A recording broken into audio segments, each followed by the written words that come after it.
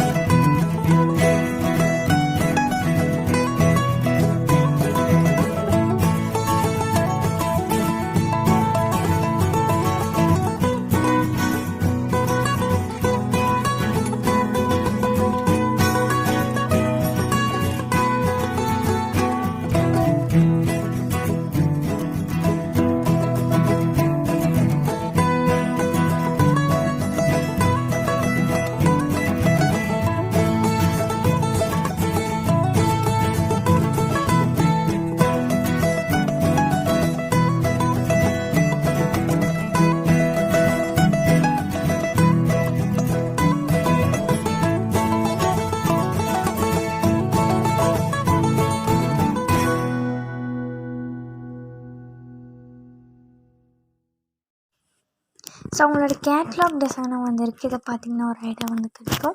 So அடுத்து வந்து jewels செட்டையும் நீங்கள் வந்து பாருங்கள்.